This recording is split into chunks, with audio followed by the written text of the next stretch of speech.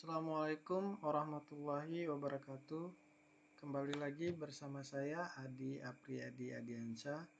Di video kali ini saya akan menjelaskan tentang salah satu skema yang ada di buku Panduan Penelitian dan Pengabdian kepada Masyarakat yang merupakan edisi ke-13 tahun 2021 yang telah dikeluarkan oleh Direktorat Jenderal Pendidikan Tinggi, Riset dan Teknologi, Kementerian Pendidikan dan Kebudayaan, Riset dan Teknologi. Skema yang akan saya jelaskan pada kali ini yang berkaitan dengan penelitian dosen pemula atau PDP.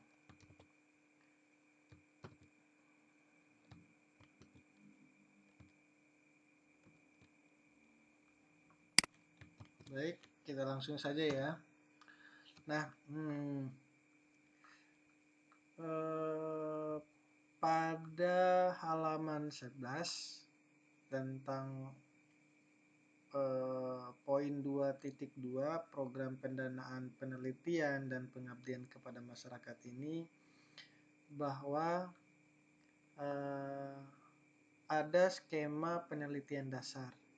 Nah, di skema penelitian dasar ini terdapat beberapa program penelitian dasar, kemudian program penelitian pembinaan, ada program penelitian pasca sarjana, dan ada program kajian kebijakan strategis. Nah, pada kesempatan ini atau pada video kali ini saya akan menjelaskan tentang penelitian dosen pemula yang merupakan program penelitian pembinaan. Baik, lanjut. Pada tabel 2.1 pengusulan penelitian berdasarkan klaster perguruan tinggi. Jadi untuk bisa memenuhi program penelitian pembinaan pada skema penelitian dosen pemula ini, bahwa tidak ada pada klaster perguruan tinggi mandiri, kemudian klaster perguruan tinggi utama dan madya tidak ada, hanya binaan saja. Jadi bisa dilihat di klaster perguruan tinggi atau boleh ditanyakan ke operator pangkalan data di institusinya, apakah klaster perguruan tinggi itu tergolong klaster binaan, madya, utama, dan mandiri. Tapi kalau sekelas sekolah tinggi, besar kemungkinan rata-rata klaster perguruan tingginya itu adalah binaan, seperti itu.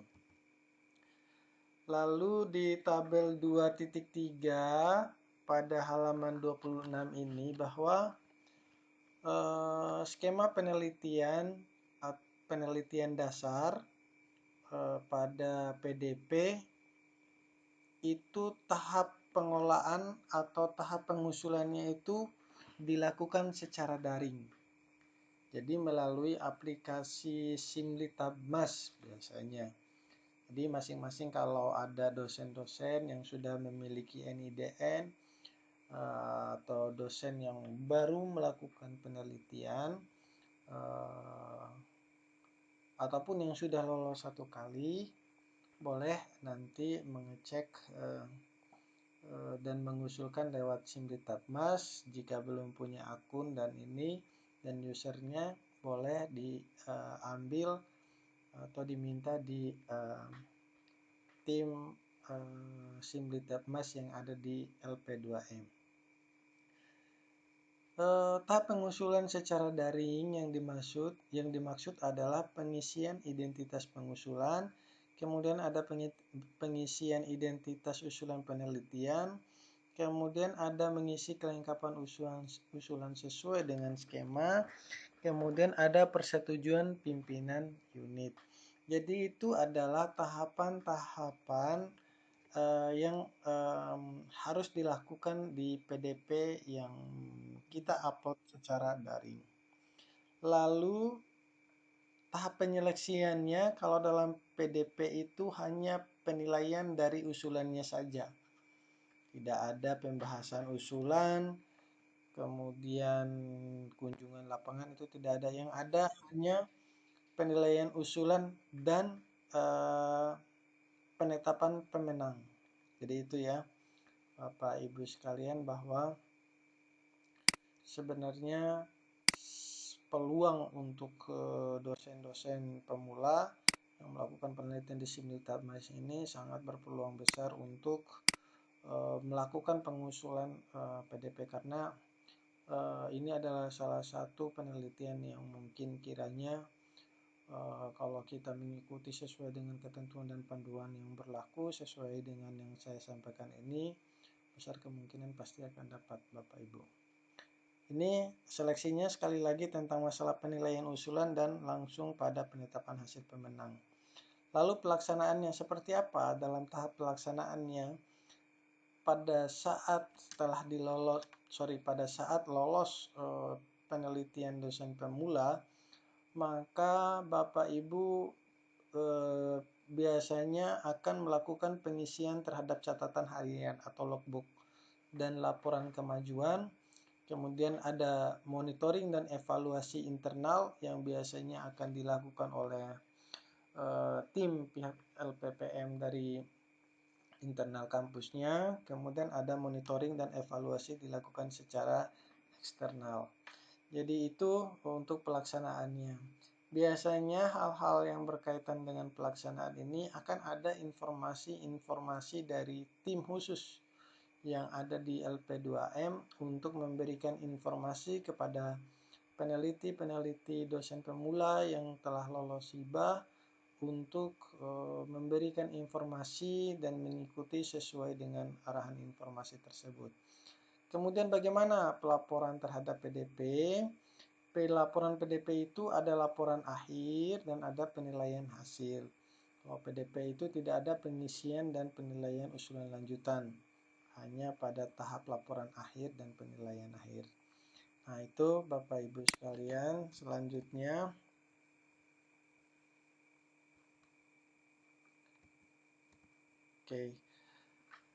dalam tabel 2.7, ringkasan skema pendanaan atau tim peneliti dan waktu penelitian dalam penelitian dosen pemula. Kalau untuk syarat tim penelitinya, bahwa yang pertama, ketua pengusul berpendidikan magister dengan jabatan fungsional maksimal asisten ahli atau belum memiliki jabatan fungsional yang berasal dari perguruan tinggi klaster binaan. Catatan di sini menjelaskan bahwa bagi Bapak Ibu yang sudah memiliki jabatan fungsional sebagai lektor dan lektor kepala ataupun guru besar, itu tidak diperbolehkan untuk mengusulkan penelitian dosen pemula ini, karena penelitian dosen pemula ini hanya khusus pada yang belum memiliki jabatan fungsional dan masih status jabatan fungsionalnya sebagai asisten ahli. Artinya ber-INDN di sini juga Bapak Ibu sekalian. Kemudian anggota pengusulnya itu bisa 1 orang dan bisa 2 orang. Kemudian anggota pengusul dapat berasal dari perguruan tinggi klaster madya dan klaster binaan. Jadi maksudnya di sini Bapak dan Ibu sekalian, bisa kok kita mengambil anggotanya itu dari perguruan tinggi yang lain. Saya masih dalam kategori klaster madya dan klaster binaan. Oke. Kemudian syarat selanjutnya, anggota pengusul tidak dibatasi jenjang jabatan fungsionalnya dan pendidikannya. Jadi kalau anggota itu rupanya bisa lektor, bisa lektor kepala, tapi kecuali tadi ketua pengusulnya itu hanya boleh sebagai asisten ahli dan yang memiliki jabatan fungsionalnya saja. Kemudian Yang selanjutnya ini yang kelima. Bahwa pengusul hanya boleh mendapatkan skema PDP sebanyak 2 kali sebagai ketua. Jadi ketika pengusul boleh mendapatkan skema PDP itu hanya sebanyak 2 kali saja sebagai ketua.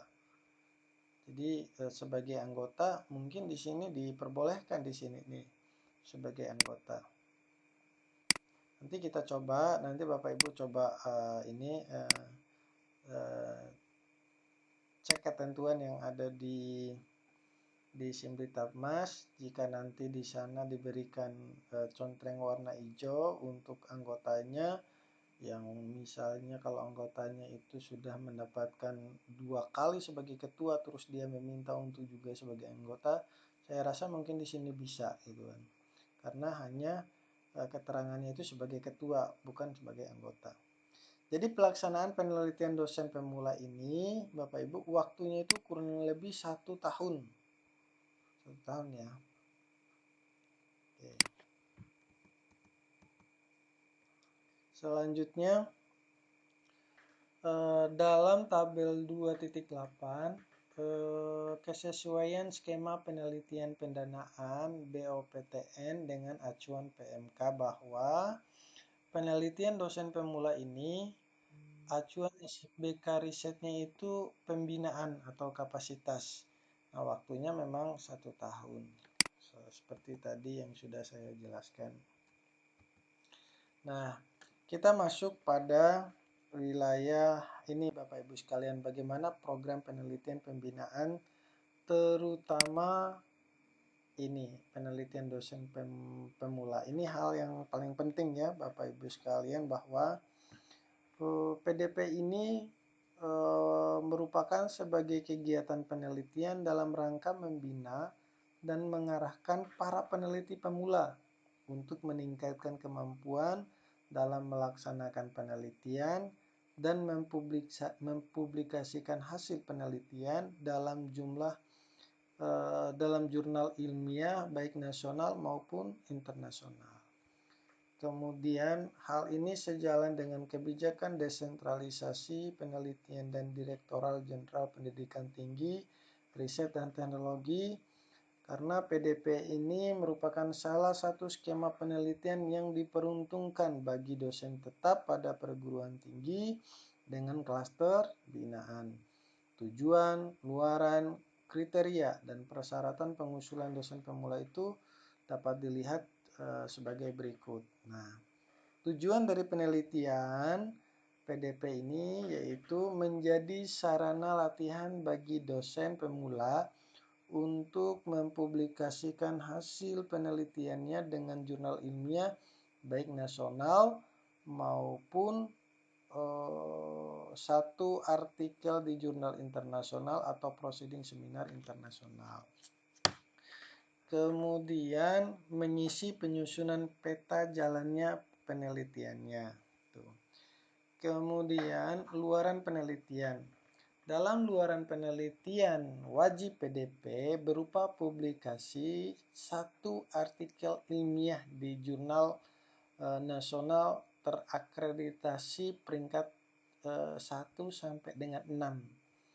Atau 1 artikel di jurnal internasional, atau 1 artikel di proceeding seminar internasional.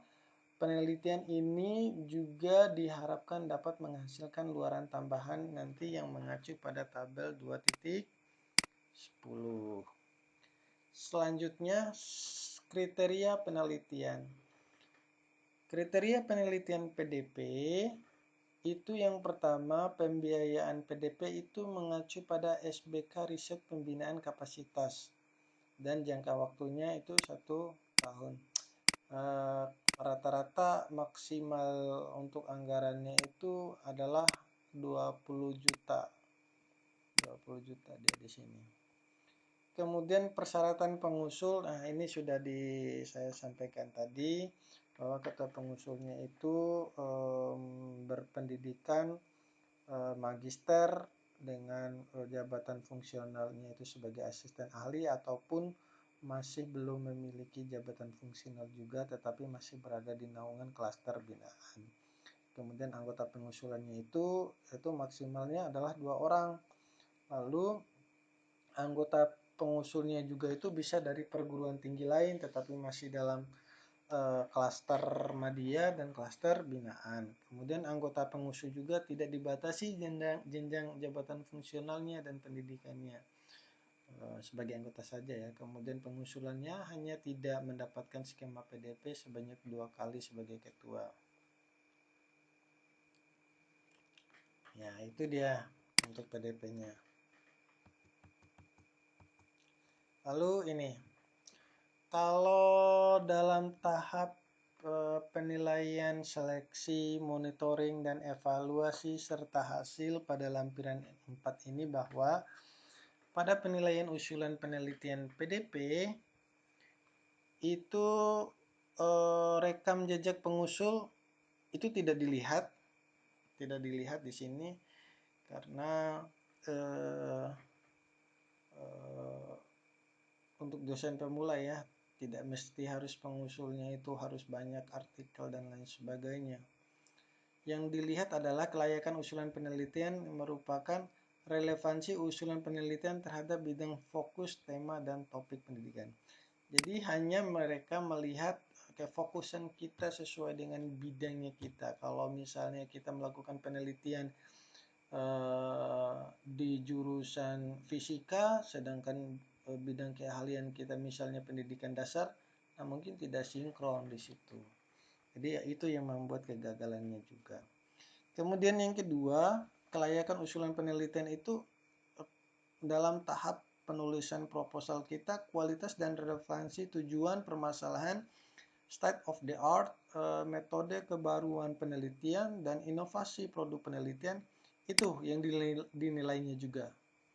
Nah, kemudian ada lagi kesesuaian kompetensi tim peneliti dan pembagian tugas yang mencerminkan kerjasama antara mitra penelitian. Nah, itu. Kemudian kualitas luaran wajib, kualitas produk penelitian yang dijanjikan dan dilindungi. Nah, kemudian kewajaran metode tahapan target, capaian wajib, kesesuaian jadwal penelitian dan RAB. Nah, kemudian ada kewajaran target TKT. Kemudian kekinian dan sumber primer pengajuan pustaka. Nah, itu menjadi bagian-bagian menjadi aspek penilaiannya. Oke, sudah. Nah, bagaimana penilaian monitoring dan evaluasi internal atau eksternal melalui penelitian PDP ini? Komponen penilaiannya itu kemajuan dan ketercapaian luaran wajib yang dijanjikan. Jadi pada saat Bapak dan Ibu sekalian menjanjikan luaran wajibnya itu harus dipenuhi. Terutama juga pada luaran tambahan juga yang dijanjikan. Kemudian kesesuaian penelitian dengan usulan. Lalu itu saja kalau untuk masalah penilaian, monitoring, evaluasi internal, eksternal, dan pelaksanaan penelitian. Oke, ini ada luaran wajib penelitian. Kita coba kembalikan ya, di mana nih ini dia. Oke. Luaran wajib penelitian dosen pemula. Kalau jenis luarannya itu tadi jurnal nasional yang terakreditasi dari Sinta 1 sampai dengan Sinta 6, kemudian publikasi di jurnal internasional, bahkan publikasi di proceeding. Nah, semuanya ini harus terpublish, accepted dan publish. Kalau biar tembus, kalau untuk wajibnya itu harus terpublish. Kalau untuk yang luaran tambahannya juga, bagusnya juga memang harus publish Bapak dan Ibu sekalian. Semuanya itu harus kita janjikan di situ. Karena itu adalah salah satu nilai jualnya kita. Jadi buktinya itu memang dari aseptif jurnal yang kita upload dalam berupa LOA itu harus ada dokumen-dokumennya. Kemudian isian dalam penelitian dan bukti pendukungnya ini ya berupa artikel itu yang sudah kita janjikan Bapak dan Ibu sekalian. Jadi ketika nanti artikel yang sudah kita ajukan tetapi tiba-tiba ditolak itu karena ada surat keterangan asetnya itu memang tidak ada misalnya. Kemudian tidak adanya lagi artikel yang kita upload misalnya kayak gitu. Tahun asetnya itu lebih dulu dari tahun penelitian. Jadi ada perbedaan tahun di situ. Substansi artikel tidak sesuai dengan topik penelitian. Jadi itu yang membuat hal-hal yang di ini. Itu ya.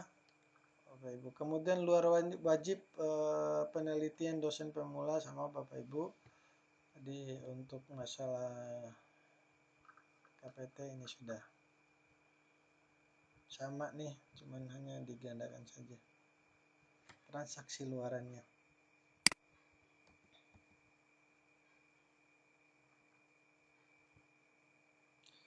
Nah, kayaknya sudah.